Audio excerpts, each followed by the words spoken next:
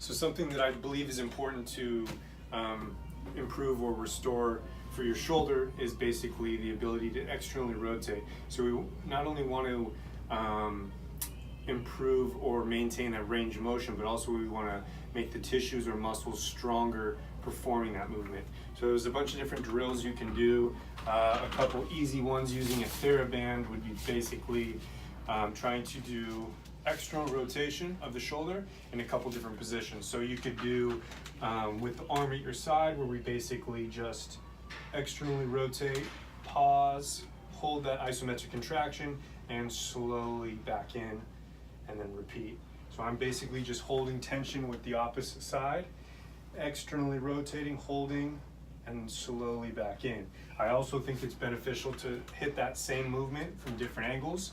Another way would basically, if you're seated on the ground or on a chair, using your knee for a fulcrum, and then basically creating tension, pulling away, and then again, external rotation, lifting up, hold at the top, slow and controlled on that lowering phase, and again, externally rotate, hold, and slow on the way down.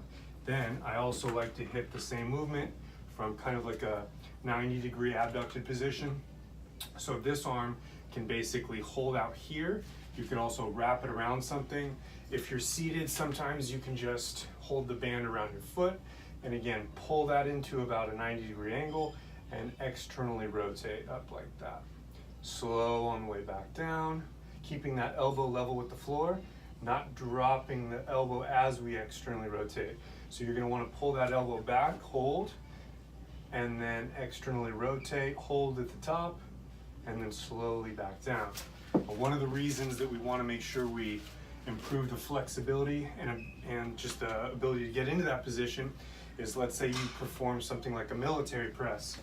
In order to press overhead with good structural alignment, we need to be able to get that shoulder to rotate into that position. If we have stiffness in the shoulder and we can only get back to about, let's say there, and we're pushing overhead, or what we're going to have to do is hyperextend through the lumbar spine to get that press, or you're just going to wrench your shoulder or kind of tweak it in a position that it doesn't feel ideal in. So in order to do any military press or overhead pushing, you want to make sure that you're being honest with your alignment. You're owning that position. You're not allowing that movement to come through your low back, okay? You want to make sure you have adequate external rotation in the shoulder joint to allow you to safely press overhead. Cool?